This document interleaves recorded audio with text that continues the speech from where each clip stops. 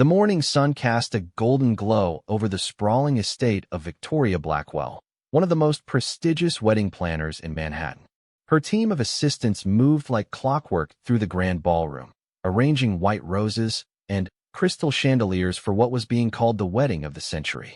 Isabella Martinez, the youngest member of Victoria's staff, carefully polished each piece of silverware, her dark eyes reflecting the nervous energy that filled the air.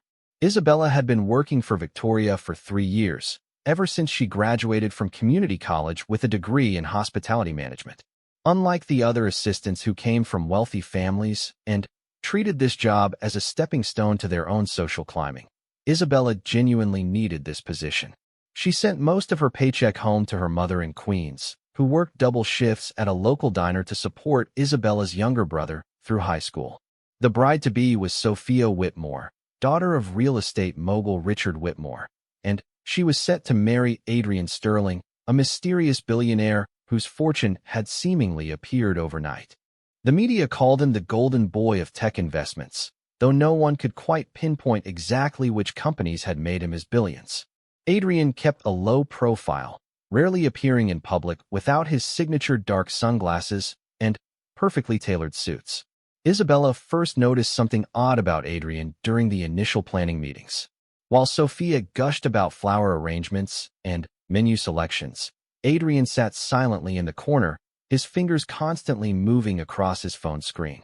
Most grooms showed at least some interest in their upcoming wedding, but Adrian seemed completely detached, almost bored by the entire process. When Victoria asked for his input on the wedding cake design, he simply waved his hand dismissively and said, "Whatever Sophia wants." The wedding was scheduled for Saturday evening at the Whitmore Estate in the Hamptons, a magnificent property overlooking the Atlantic Ocean. The guest list read like a who's who of New York society, with politicians, celebrities, and business tycoons all planning to attend. The estimated cost of the wedding exceeded $2 million, and Victoria had been planning every detail for over 8 months. As Isabella arranged the seating charts in Victoria's office, she couldn't help but overhear phone conversations that made her increasingly uncomfortable. Sophia often called Victoria in tears, complaining that Adrian was distant and cold.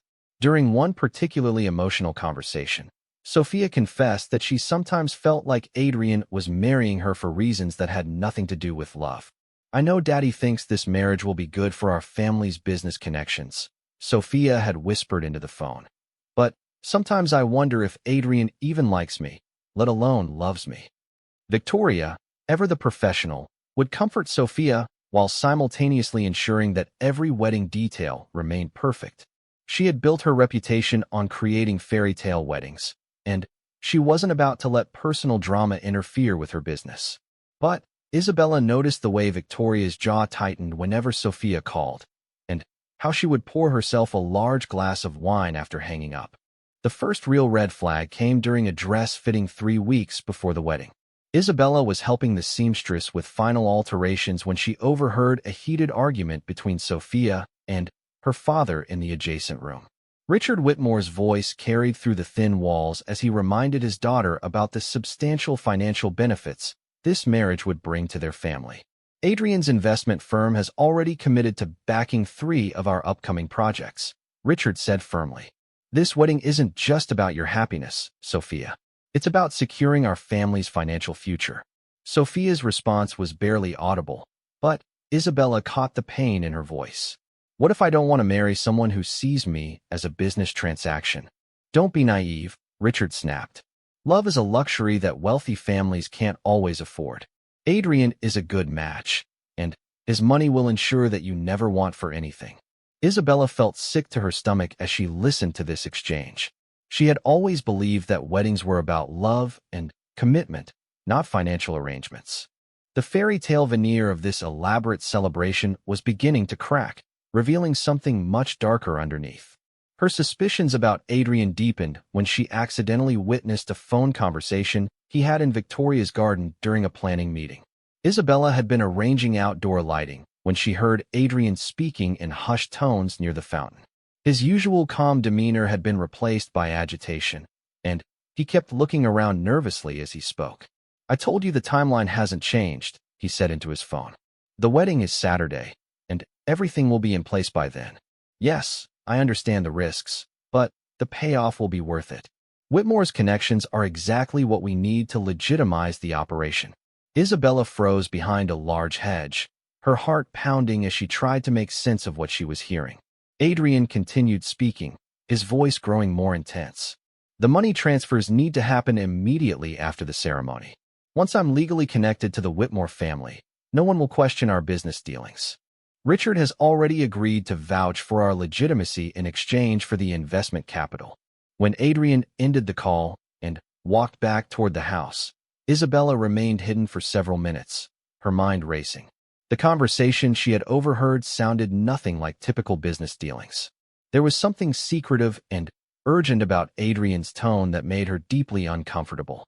Over the following weeks, Isabella began paying closer attention to Adrian's behavior during wedding preparations. She noticed that he often stepped away to take phone calls, always speaking in the same hushed, urgent tone. He carried 2 different phones, switching between them depending on who was calling. Most disturbing was the way he looked at Sophia, not with the adoration of a man in love, but with the calculating gaze of someone assessing a valuable asset. Isabella's growing unease was compounded by strange incidents that began occurring around the wedding preparations. The wedding planner's office was broken into twice, though nothing valuable was stolen. Victoria reported that someone had been asking detailed questions about the guest list and security arrangements. Most unsettling was the appearance of several men in expensive suits who claimed to be Adrian's business associates, but seemed more like security personnel or bodyguards. The situation became even more complicated when Isabella discovered a folder in Victoria's filing cabinet that contained background information on Adrian Sterling. As she was organizing documents for the final vendor payments, she found a private investigator's report that Richard Whitmore had commissioned. The report raised serious questions about Adrian's background and the source of his wealth. According to the investigator's findings, Adrian Sterling had appeared on the financial scene only 5 years ago, with no verifiable history before that time. His supposed tech investments couldn't be traced to any legitimate companies, and several of his business partners had connections to offshore banking and shell corporations. Most alarming was a note indicating that federal investigators were looking into possible money laundering operations connected to Adrian's investment firm. Isabella realized she was holding information that could destroy not only the wedding but potentially the lives of everyone involved. She understood now why Richard Whitmore was so eager for this marriage to proceed despite his daughter's reservations. The Whitmore family's real estate empire was apparently in serious financial trouble, and Adrian's investment capital was the only thing standing between them and bankruptcy. As she read through the investigator's report, Isabella felt the weight of responsibility settling on her shoulders. Sophia deserved to know the truth about the man she was about to marry, but revealing this information would also destroy the Whitmore family financially and potentially put Isabella's own job and safety at risk.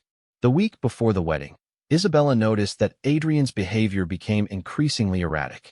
He arrived at planning meetings accompanied by stern-faced men who never introduced themselves and always positioned themselves near exits. His phone conversations became more frequent and urgent, and Isabella caught fragments of discussions about moving the timeline and securing the arrangements before anyone asked questions.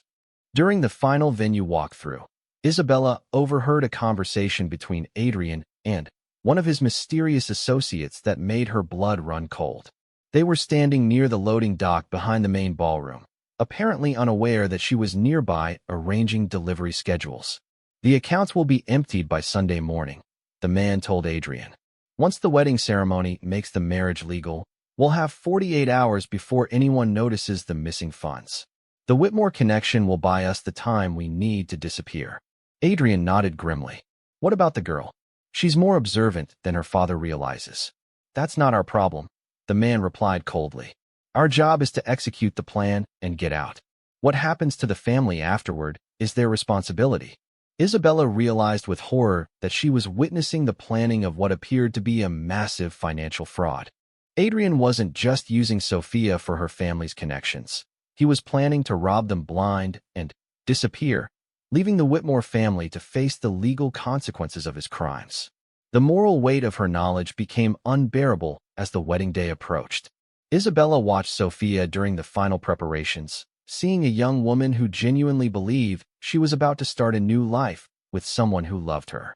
The bride-to-be had even confided to Isabella that she was hoping the wedding would bring her and Adrian closer together, that maybe marriage would help him open up emotionally. Isabella knew she had to act, but she also understood the enormous risks involved. Adrian's associates clearly weren't people to be crossed lightly, and exposing his scheme would likely put her own life in danger. She also worried about the impact on Victoria's business and the other staff members who depended on their jobs.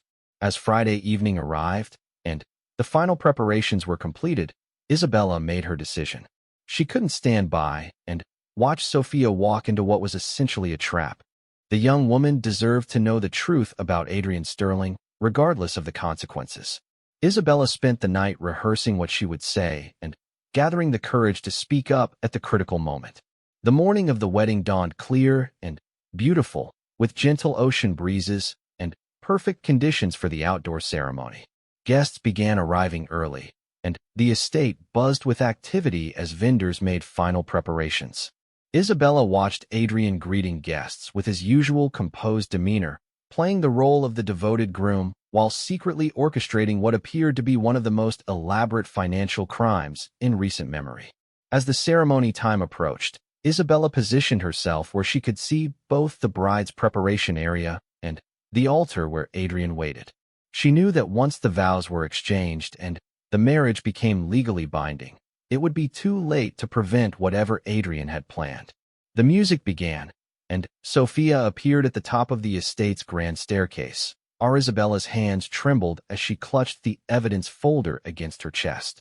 The wedding ceremony was about to begin, and 300 guests had taken their seats facing the elaborate floral arch where Adrian Sterling stood waiting.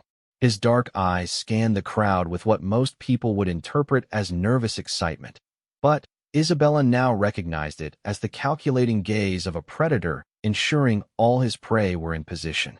Sophia reached the halfway point of her walk down the aisle, her beaded gown catching the afternoon sunlight as she moved gracefully toward what she believed would be the happiest moment of her life. Isabella felt sick knowing that each step brought the innocent young woman closer to a legal trap that would destroy not only her future, but her entire family's legacy. The officiant, a distinguished elderly minister who had married 3 generations of Whitmore family members, smiled warmly as he prepared to begin the ceremony that would bind Sophia to a man whose very identity was built on lies. Isabella realized that everyone present, from the bride's childhood friends to prominent business leaders, was about to witness what they thought was a fairy tale wedding but was actually an elaborate criminal conspiracy. Taking a deep breath, Isabella stepped forward from her position near the catering station. Her movement caught the attention of several guests, including Victoria Blackwell, whose perfectly composed expression faltered as she noticed her assistant's pale face and determined expression. Isabella had worked for Victoria long enough to read the warning in her employer's eyes, but she also saw something else there, a flicker of understanding that suggested Victoria might have suspected something was wrong all along. "Excuse me," Isabella called out, her voice carrying clearly across the suddenly quiet gathering. "I need to speak with Miss Whitmore before this ceremony continues." A murmur of confusion rippled through the assembled guests. Richard Whitmore's face darkened with anger as he turned to see who had dared interrupt his daughter's wedding. Sophia stopped walking and turned toward Isabella with a puzzled expression, while Adrian's composed mask slipped just enough to reveal a flash of cold fury. "This is highly inappropriate," Richard Whitmore declared, stepping toward Isabella with obvious intention to escort her away from the ceremony. "Security, please remove this person immediately." But Isabella had anticipated this reaction. Before the security guards could reach her, she raised her voice and spoke directly to Sophia. "Miss Whitmore, I have information about your fiancé that you need to hear before you take those vows. Information that could save your life and your family's future." The gathering fell completely silent except for the sound of ocean waves crashing against the cliffs below the estate. Sophia's bouquet of white orchids trembled in her hands as she looked between Isabella and Adrian, trying to understand what was happening. Adrian himself had gone very still, his body language shifting from that of a nervous groom to someone preparing for a confrontation. "What kind of information?" Sophia asked quietly, her voice carrying clearly in the hushed atmosphere. Isabella could see the confusion and growing alarm in the young woman's eyes, along with something that might have been relief at having an excuse to delay the ceremony she had been dreading. Isabella opened the folder she was carrying and pulled out the private investigator's report that Richard Whitmore had commissioned but apparently chosen to ignore. "Your father hired an investigator to look into Adrian Sterling's background. What they found should terrify you." Richard Whitmore's face went white as he realized what Isabella was holding. He moved toward her more aggressively, but several guests had positioned themselves where they could hear every word, and removing Isabella by force would only draw more attention to whatever she was about to reveal. "Adrian Sterling isn't who he claims to be," Isabella continued, her voice growing stronger as she saw Sophia's expression change from confusion to dawning understanding. "His fortune comes from money laundering operations, not legitimate investments. He's planning to use this marriage to gain access to your family's business connections and then disappear with millions of dollars in stolen funds." The reaction from the gathered crowd was immediate and explosive. Gasps of shock mixed with angry voices as guests turned to stare at Adrian, who had removed his sunglasses to reveal eyes that were now cold and calculating rather than warm and loving. Several of the men Isabella had noticed throughout the week moved closer to Adrian, their positions suggesting they were preparing for trouble. "This is ridiculous," Adrian said, his voice carrying clearly across the gathering as he attempted to regain control of the situation. "This woman is obviously having some kind of breakdown. I suggest we proceed with the ceremony and deal with this disruption afterward." But Isabella wasn't finished. She pulled out photocopies of bank records and communication intercepts that the private investigator had obtained through questionable but legal means. "I overheard you on the phone planning to empty the accounts by Sunday morning. You told your associate that the Whitmore connection would buy you time to disappear before anyone noticed the missing funds." Sophia's bouquet fell to the ground as the full implications of Isabella's words hit her. The young woman who had been radiant with joy just moments before now looked devastated as she stared at the man she had been about to marry. "Is this true?" she whispered, her voice barely audible. Adrian's carefully constructed facade was crumbling rapidly. The guests closest to him had stepped back, and Isabella noticed that several people in the crowd were quietly making phone calls, likely to their own security teams or legal representatives. The wedding of the century was rapidly becoming a public exposure of what appeared to be a massive criminal conspiracy. "Sophia, don't listen to this," Adrian said, moving toward his bride-to-be with what was meant to be a reassuring expression, but looked more like desperation. "This woman has obviously been paid by someone who wants to destroy our happiness. Think about who benefits from breaking us up." Isabella realized that Adrian was trying to turn suspicion toward business rivals or jealous competitors, a tactic that might have worked if she hadn't been prepared with concrete evidence. She pulled out her phone and played a recording she had made of Adrian's conversation near the fountain, his voice clearly audible as he discussed moving timelines and legitimizing operations through the Whitmore connection. The sound of Adrian's own words condemning him sent another wave of shock through the gathering.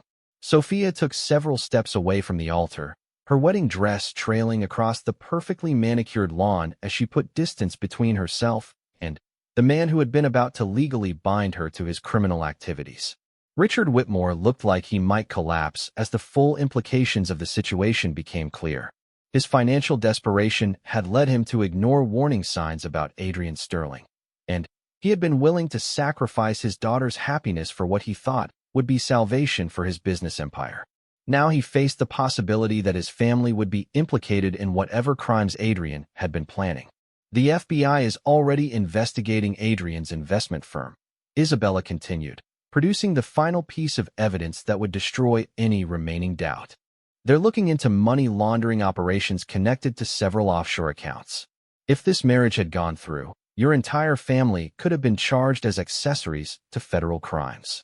The gathering erupted into chaos as guests began talking loudly among themselves, many of them pulling out phones to make urgent calls. Several prominent business leaders who had been planning to network at the reception were now concerned about being associated with what appeared to be a criminal enterprise. The fairy tale wedding had become a nightmare of epic proportions. Adrian's associates began moving toward the exits, clearly recognizing that their carefully planned operation had been completely exposed. Isabella noticed that they were communicating with each other through earpieces and hand signals, suggesting a level of organization that went far beyond simple financial fraud. Whatever Adrian Sterling had been planning was apparently part of a much larger criminal network. Victoria Blackwell approached Isabella with an expression that mixed admiration with concern. "How long have you known about this?" she asked quietly, positioning herself between Isabella and the crowd of confused, angry guests. "I started suspecting something a few weeks ago," Isabella replied, keeping her voice low as she watched Adrian's increasingly desperate attempts to salvage the situation. "But I didn't have proof until I found the investigator's report and started putting together the phone conversations I overheard." Sophia had been standing in shocked silence, but now she turned toward her father with an expression of betrayal that was painful to witness. "You knew, didn't you? You knew something was wrong with Adrian, but you were willing to let me marry him anyway because of the money." Richard Whitmore's silence was answer enough. The successful real estate mogul who had built an empire through careful planning and shrewd investments had been brought down by his own desperation and greed. His willingness to sacrifice his daughter's future for financial gain had been exposed in front of everyone who mattered in his professional and social world. Adrian made one final attempt to control the narrative, raising his voice to address the entire gathering.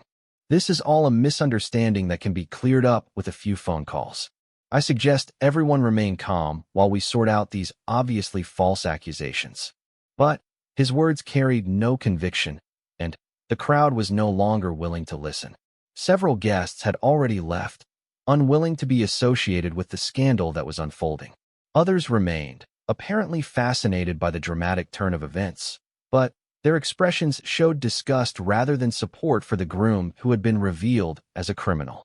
Isabella watched as law enforcement vehicles appeared at the estate's main entrance. Someone in the crowd had apparently contacted authorities, and the investigation that the FBI had been conducting in secret was about to become very public.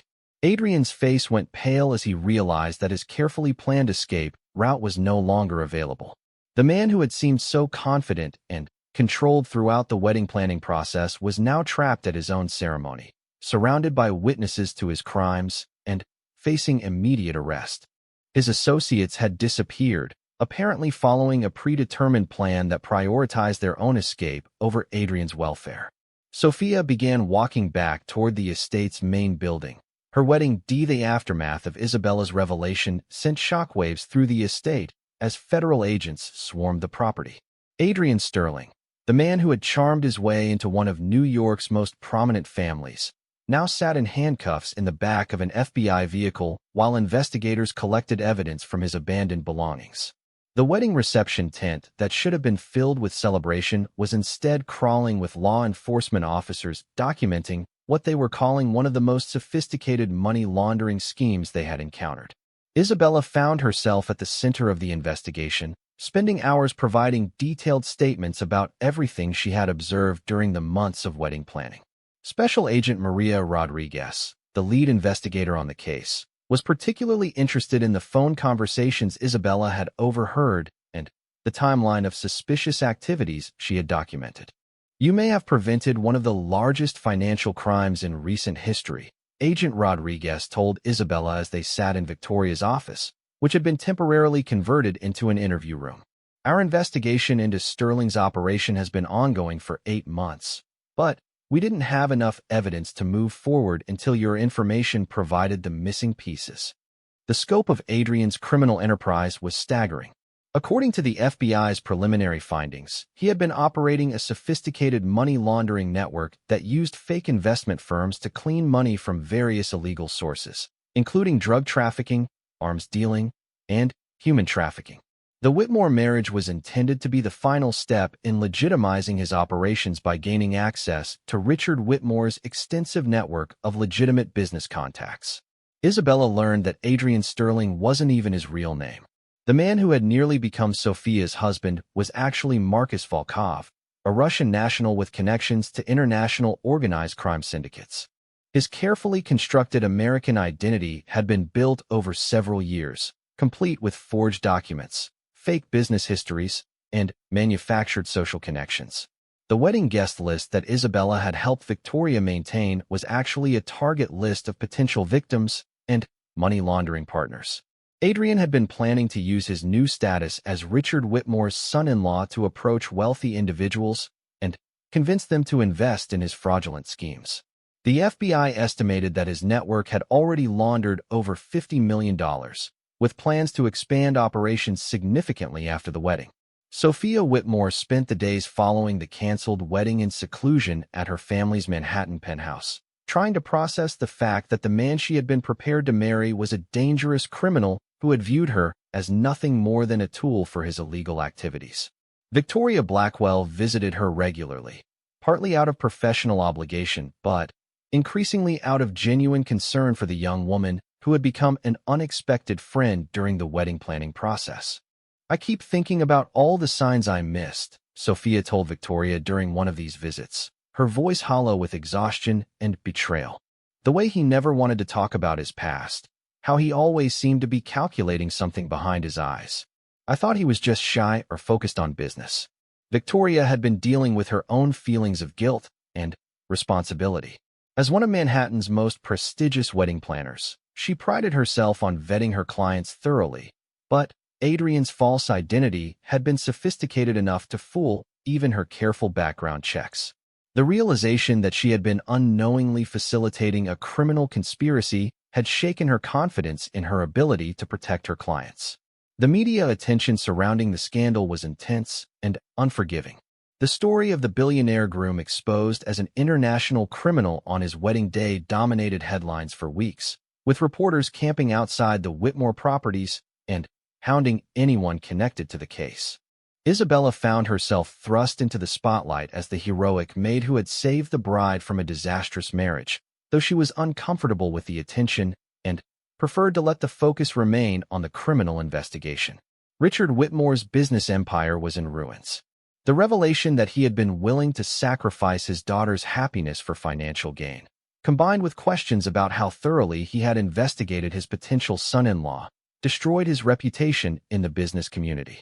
Several major real estate deals collapsed as partners distanced themselves from the scandal, and his company's stock price plummeted.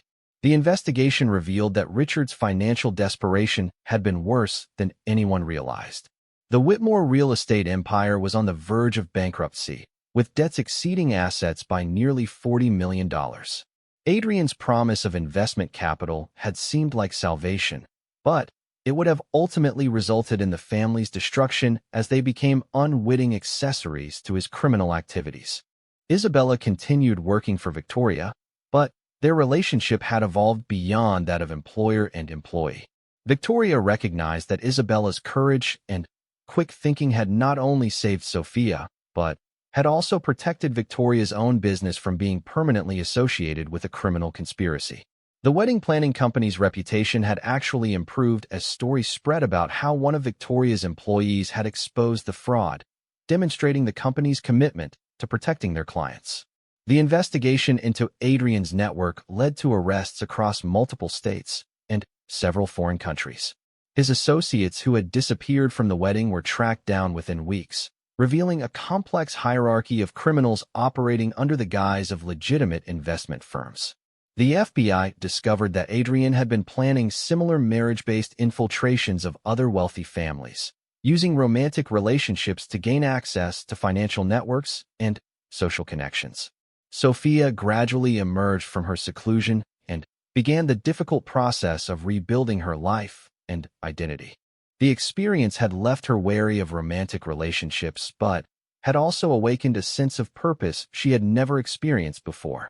She began working with federal investigators to help identify other potential victims of similar schemes, using her knowledge of high society social networks to spot patterns that law enforcement might miss. I spent so many years being sheltered and naive, Sophia told Isabella during a chance meeting at Victoria's office several weeks after the canceled wedding.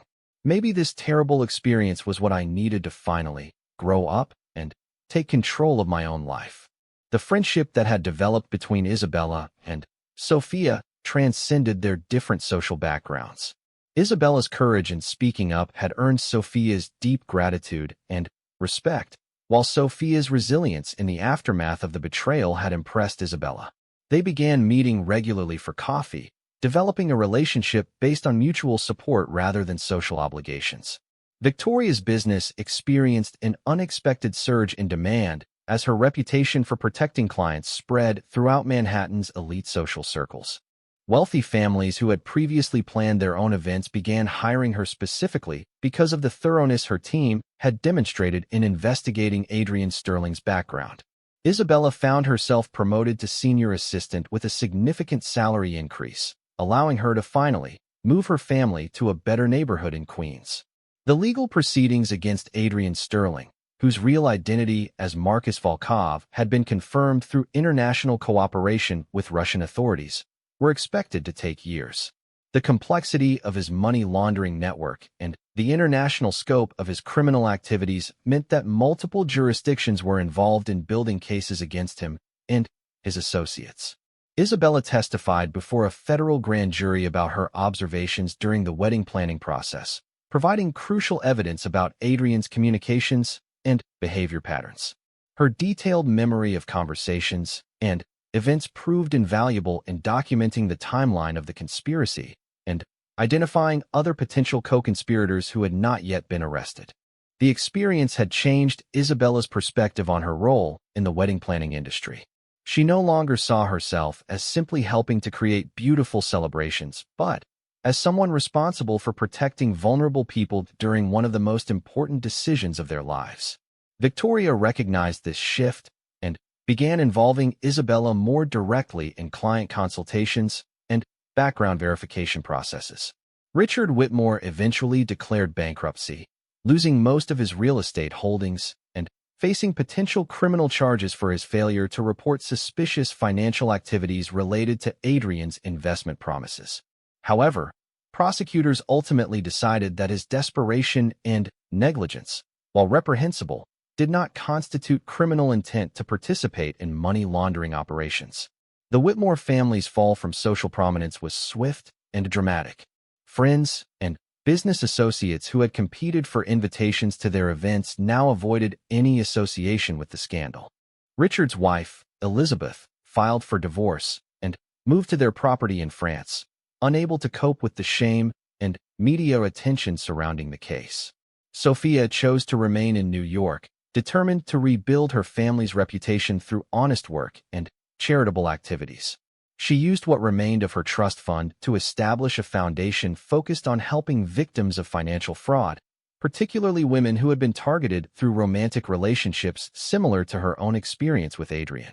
The investigation revealed that Adrian had been planning to use the wedding ceremony itself as cover for a massive electronic funds transfer that would have moved stolen money through a network of accounts connected to legitimate wedding vendors and suppliers.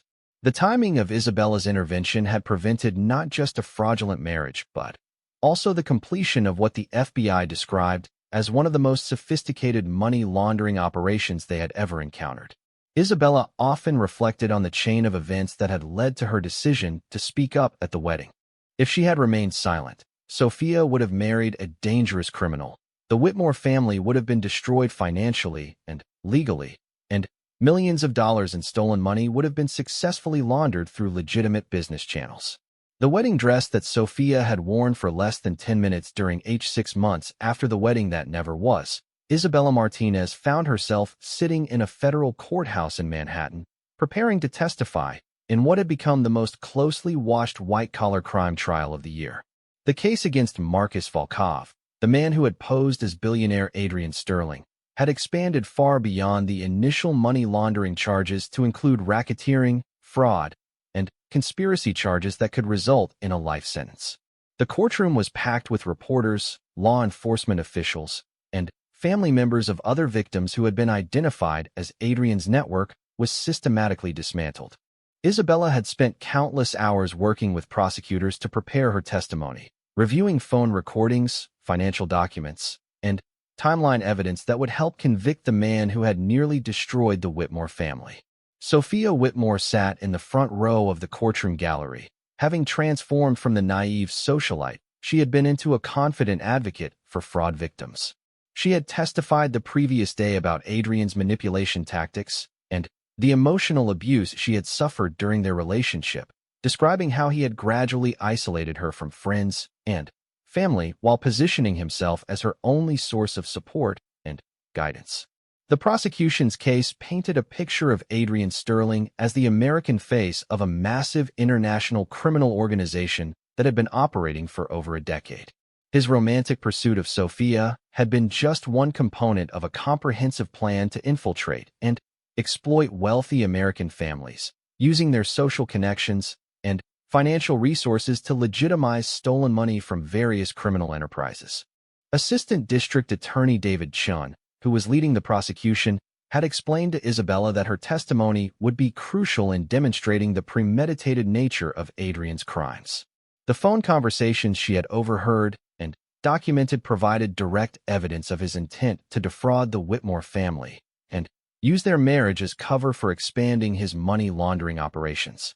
Isabella's testimony was scheduled for the afternoon session, and she spent the morning observing other witnesses who had been drawn into Adrian's web of deception. A parade of business associates, social contacts, and romantic partners from his past revealed a pattern of manipulation and fraud that stretched back years and crossed multiple state and international boundaries.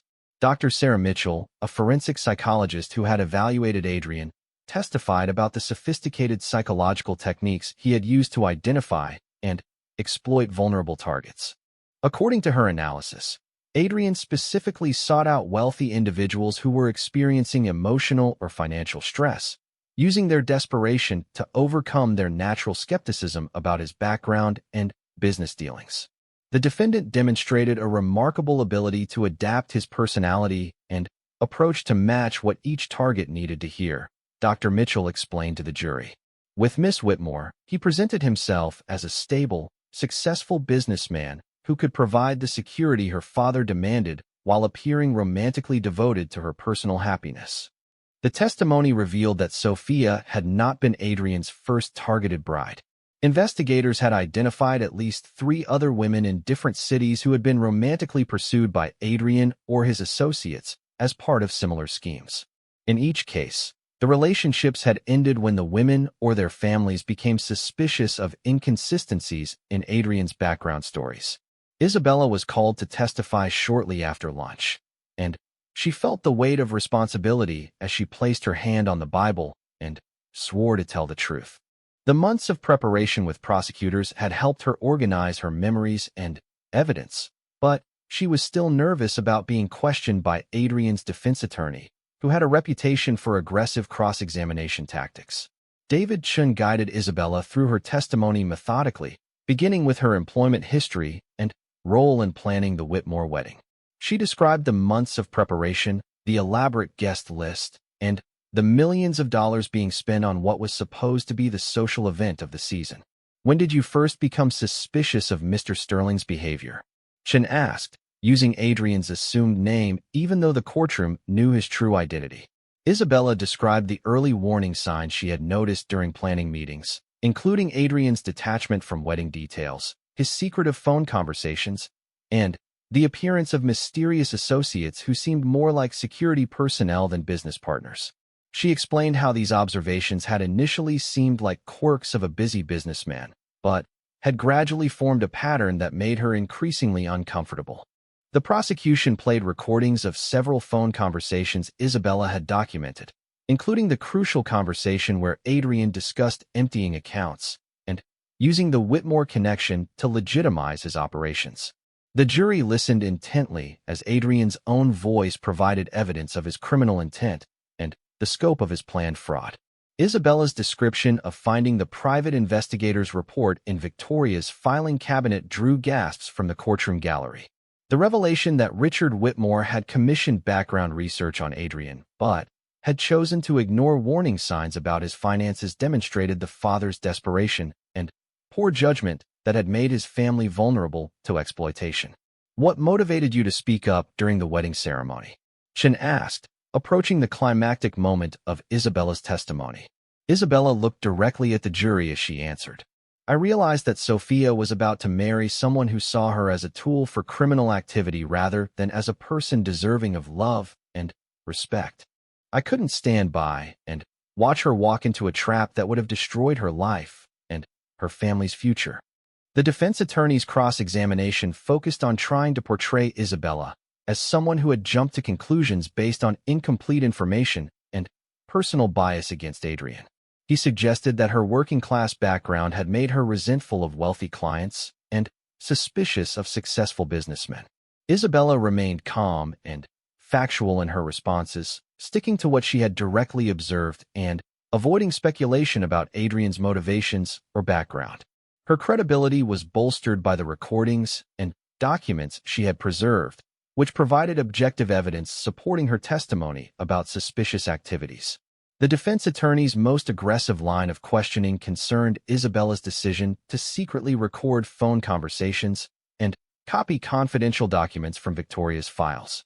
He portrayed these actions as invasions of privacy and suggested that Isabella had been motivated by potential financial rewards rather than genuine concern for Sophia's welfare. "Isn't it true that you hope to receive a reward from the FBI, or perhaps write a book about your experiences?" the defense attorney asked, his tone implying that Isabella's motives were mercenary rather than altruistic. Isabella's response was firm and clear. "I never expected any financial benefit from speaking up. I was concerned about Miss Whitmore's safety and her family's future.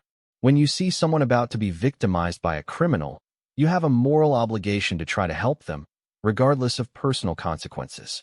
The prosecution's case was strengthened by testimony from other law enforcement officials who had been investigating Adrian's network independently.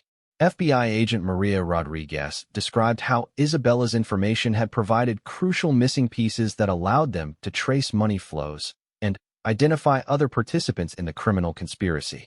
International law enforcement cooperation had revealed that Adrian's organization had laundered over $200 million through various schemes involving fake marriages, fraudulent investment opportunities, and shell companies. The Whitmore wedding would have been the culmination of years of preparation to establish Adrian's credibility in American high society. Expert witnesses testified about the sophisticated technology and financial instruments that Adrian's organization had used to move stolen money across international boundaries and convert it into seemingly legitimate assets. The complexity of the operation demonstrated a level of criminal sophistication that prosecutors compared to major international espionage networks. Sophia's testimony about her relationship with Adrian had been particularly powerful because it demonstrated his psychological manipulation techniques and long-term planning.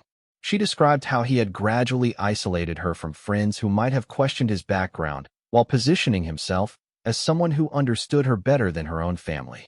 "He made me feel like he was the only person who truly cared about my happiness rather than my family's money," Sophia had testified. "I realize now that this was exactly the opposite of the truth. He was the only person who saw me purely in terms of financial value." The trial revealed that Adrian's organization had been planning to use the Whitmore connection to target other wealthy families in the Hamptons and Manhattan social circles. Investigators found detailed files on potential victims, including financial profiles, family dynamics, and psychological assessments that would have guided future romantic infiltration schemes. Isabella's role in exposing the conspiracy had prevented what prosecutors estimated could have been hundreds of millions of dollars in additional fraud targeting dozens of wealthy families. Her courage in speaking up had not only saved Sophia from a disastrous marriage but had also protected numerous other potential victims who would have been targeted in subsequent operations. The defense's case focused on trying to portray Adrian as a legitimate businessman whose financial dealings, while unconventional, did not constitute criminal activity. They argued that his romantic relationship with Sophia was genuine and that the prosecution was criminalizing normal business networking and investment activities. However, the evidence against Adrian was overwhelming. Bank records, communication intercepts, and testimony from cooperating witnesses painted a clear picture of an international criminal conspiracy that had used romantic relationships and social connections to facilitate massive money laundering operations. The jury deliberated for only 6 hours before returning guilty verdicts on all major charges. Adrian's conviction on racketeering charges carried a potential life sentence, while the money laundering and fraud charges added additional decades to his potential prison term. His associates who had been arrested at various locations had already been convicted in separate trials, with sentences ranging from 15 to 30 years.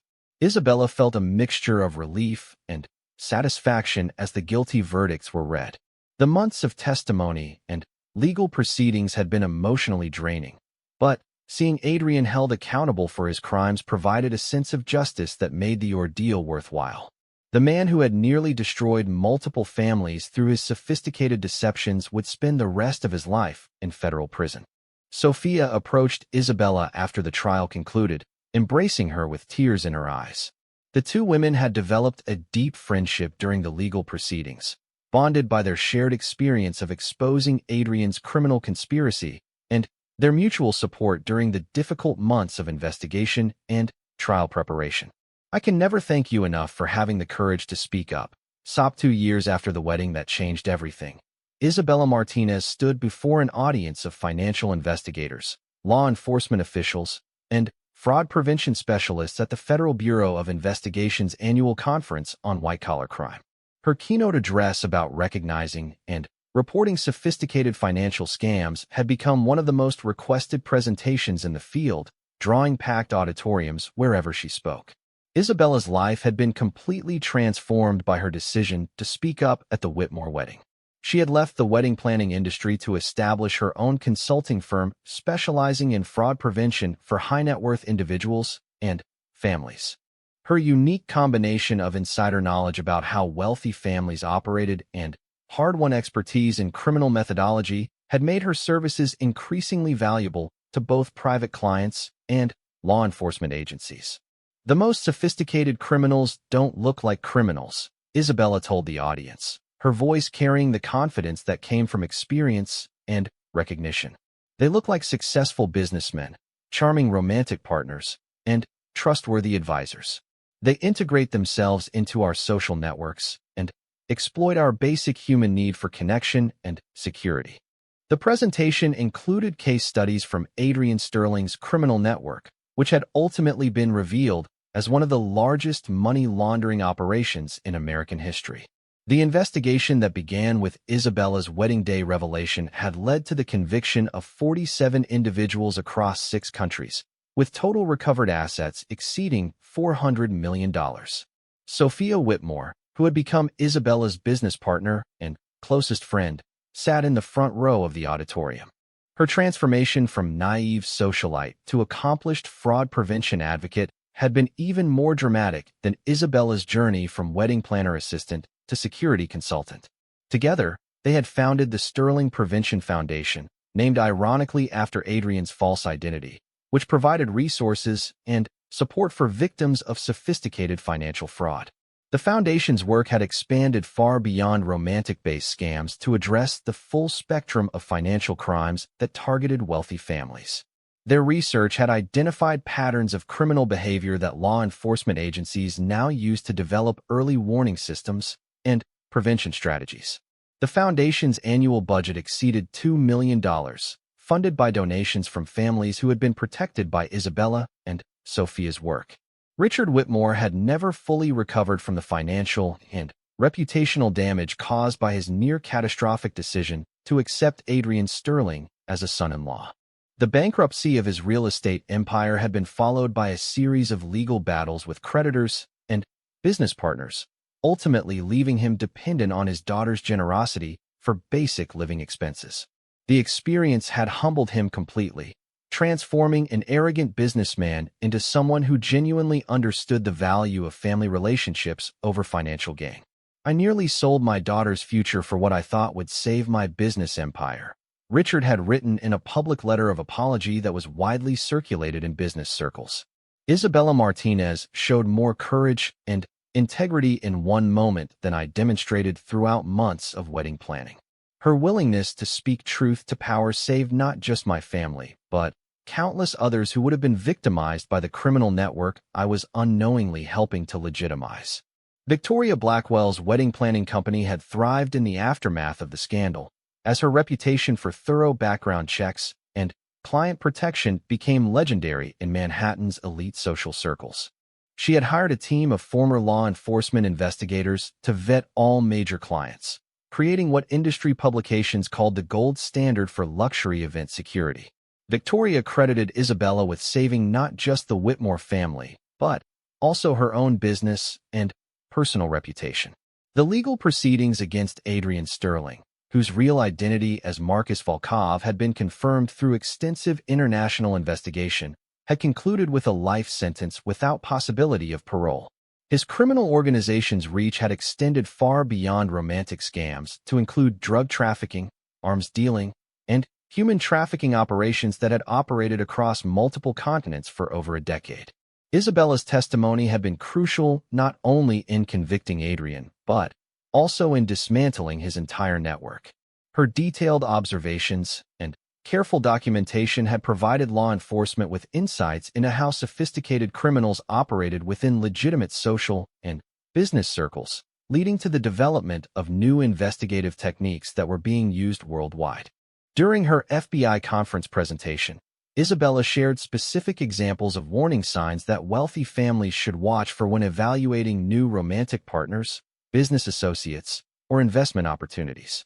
These red flags included reluctance to discuss personal history, inconsistencies in background stories, pressure to make quick financial decisions, and the appearance of mysterious associates who seemed more like security personnel than legitimate business partners. Trust your instincts, Isabella emphasized to the audience. If something feels wrong, it probably is wrong. Don't let social pressure, financial desperation, or fear of embarrassment prevent you from investigating suspicious behavior. The cost of asking uncomfortable questions is always less than the cost of ignoring warning signs until it's too late. The audience included several families who had been targeted by similar schemes and had avoided victimization because of training programs developed by Isabella and Sophia's foundation. Their prevention methodology had been adopted by private security firms, family offices, and wealth management companies serving high-net-worth clients throughout North America and Europe. One particularly powerful case study involved a tech billionaire's daughter who had been targeted by a criminal posing as a successful venture capitalist. The woman's security team, trained by Isabella's foundation, had identified inconsistencies in the suitor's background and financial claims before any serious romantic involvement developed. The investigation revealed a criminal network similar to Adrian's that was planning to use the marriage to gain access to Silicon Valley investment networks. Isabella's work had evolved beyond simply teaching people to recognize criminal behavior to helping them understand the psychological and emotional vulnerabilities that made them attractive targets. Criminals like Adrian Sterling specifically sought out individuals who were experiencing stress, isolation, or major life transitions that made them more susceptible to manipulation and deception. Criminals are essentially psychologists, Isabella explained during the question and answer portion of her presentation. They study human behavior and exploit our emotional needs just as systematically as they exploit financial systems. Understanding your own vulnerabilities is the first step in protecting yourself from sophisticated predators. The Foundation's research had identified that children of extremely wealthy families were particularly vulnerable to romantic-based fraud because of their isolation from normal social networks and their inexperience with relationships that weren't influenced by family money. This insight had led to the development of educational programs for private schools and universities serving wealthy families, teaching young adults how to navigate relationships while protecting themselves from financial predators. Sophia's role in the Foundation focused on direct victim support and public education. Her willingness to speak openly about her experience with Adrian Sterling had encouraged other victims to come forward, leading to the identification of additional criminal networks and the prevention of ongoing frauds. Her testimony at conferences and in media interviews had become a powerful tool for raising awareness about sophisticated financial crimes. I want other women to know that being targeted by a sophisticated criminal doesn't mean you were stupid or naive, Sophia had said during a recent television interview. These people are professional manipulators who spend years perfecting their techniques. The shame belongs to them, not to their victims. The financial recovery from Adrian's criminal network had exceeded expectations, with seized assets being distributed to victims according to a court-approved plan developed with input from Isabella and Sophia's foundation. The Whitmore family had recovered approximately 60% of their losses, enough to avoid complete destitution, but not enough to restore their previous lifestyle or social position. Isabella's consulting firm now employed 12 full-time investigators and analysts, serving clients throughout North America and Europe. Her team included former FBI agents, financial crime specialists, and psychologists who worked together to provide comprehensive protection strategies for wealthy families. The firm's success had made Isabella financially comfortable for the first time in her life, allowing her to move her mother and brother to a beautiful home in Westchester County and establish college funds for her extended family. The ripple effects of Isabella's decision to speak up at the Whitmore wedding continued to expand as law enforcement agencies incorporated her insights into their training programs and investigative techniques. The FBI had created a new unit specifically focused on romantic-based financial fraud, using methodologies developed from the Adrian Sterling case to identify and prevent similar schemes. International cooperation on financial crimes had improved significantly as a result of the Sterling investigation, with law enforcement agencies sharing intelligence and resources more effectively than ever before. The criminal network's global reach had demonstrated the need for coordinated responses that could match the sophistication of modern financial criminals. Isabella often reflected on the chain of events that had led from her humble beginnings as a wedding planner's assistant to her current role as a nationally recognized expert on financial fraud prevention. The courage required to speak up during that wedding ceremony had seemed enormous at the time, but it had opened doors to opportunities and responsibilities that she could never have imagined. As her FBI presentation concluded to sustained applause, Isabella felt deep satisfaction knowing that her work was protecting innocent people from the kind of sophisticated victimization that had nearly destroyed the Whitmore family. The wedding that was never completed had become the foundation for a career dedicated to ensuring that other families would be protected from similar predators. The final question from the audience came from a young investigator who asked about the personal cost of becoming involved in such dangerous criminal cases. Isabella paused thoughtfully before answering, considering the threats she had received, the security precautions she still maintained, and the weight of responsibility that came with her unique expertise. The personal costs have been significant, she acknowledged honestly. But the alternative would have been living with the knowledge that I could have prevented terrible crimes, and chose to remain silent instead. Some decisions define who you are as a person, and speaking up for what's right is always worth the price you pay for doing it. As Isabella left the podium that day, she carried with her the satisfaction of knowing that one moment of moral courage had not only saved individual lives but had also contributed to protecting countless others from sophisticated financial predators. The maid who had yelled, "Cancel the wedding," had become a guardian angel for families who would never know how close they had come to devastating victimization. The story that began with a canceled wedding had evolved into a legacy of protection, prevention, and hope for victims of financial crime everywhere. Isabella's revelation about the billionaire had indeed shocked everyone. But, more importantly, it had inspired a movement that continued to grow stronger with each family that was protected and each criminal that was stopped before they could complete their devastating schemes. Hia told Isabella, "You saved not just my life, but probably the lives of countless other women who would have been targeted by his organization." Victoria Blackwell, who had also testified about the suspicious activities she had observed during wedding planning, praised Isabella's instincts and integrity. The scandal had ultimately enhanced Victoria's reputation in the wedding planning industry, as clients valued her company's demonstrated commitment to protecting their interests even at significant personal and professional risk. The media coverage of the trial had made Isabella something of a celebrity, with requests for interviews and speaking engagements about corporate fraud prevention and the importance of reporting suspicious activities. She had been careful to maintain her privacy while using her platform to educate others about the warning signs of sophisticated financial scams.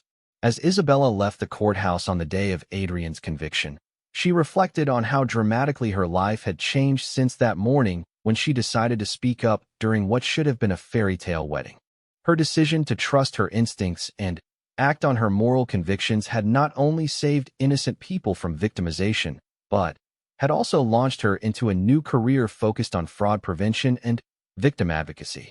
Her walk down the aisle was donated to a charity that provided formal wear for young women who couldn't afford prom or graduation dresses.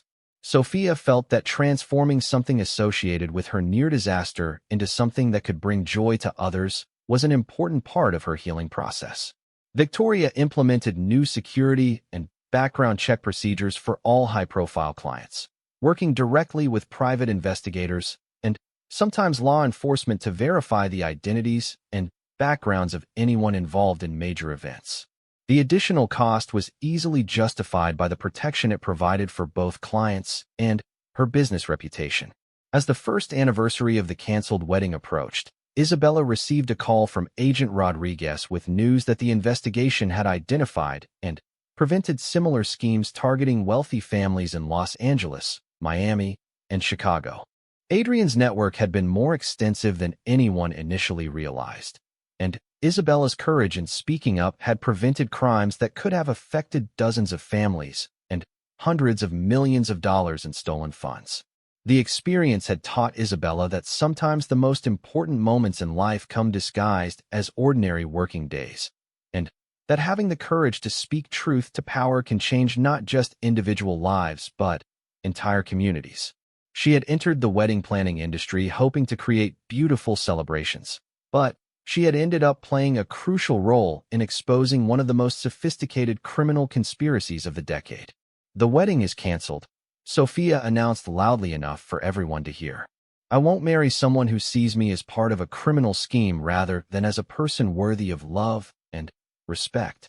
The crowd began dispersing rapidly as the full implications of the situation became clear. What had been intended as the social event of the season was now a criminal investigation scene, and anyone with sense wanted to distance themselves from the scandal as quickly as possible. Isabella found herself surrounded by law enforcement officers who needed to take her statement about what she had discovered and how she had obtained the evidence. She realized that her decision to speak up had not only saved Sophia from a disastrous marriage but had also exposed a criminal conspiracy that might have operated undetected for years. As the afternoon sun cast long shadows across the estate grounds, Isabella reflected on how different this day had turned out from what anyone had expected. A wedding that was supposed to celebrate love and new beginnings had instead revealed betrayal, greed, and criminal conspiracy.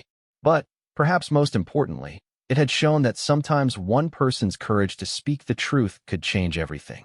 Radiant in her custom-designed wedding gown, the assembled guests rose to their feet, and Adrian took his position at the altar with what appeared to be genuine emotion, but which Isabella now recognized as the satisfaction of someone whose carefully laid plans were about to come to fruition. As Sophia began her walk down the aisle, Isabella felt her heart racing. She knew that in just a few moments, she would have to make the most important decision of her life. The evidence she had discovered about Adrian's true intentions weighed heavily on her conscience, but she also understood that speaking up would change everything for everyone involved, including herself. The processional music swelled as Sophia approached the altar, her face glowing with happiness that was about to be shattered. Isabella took a deep breath and prepared to step forward, knowing that her revelation about the billionaire groom would shock everyone present and potentially save Sophia from making the biggest mistake of her life.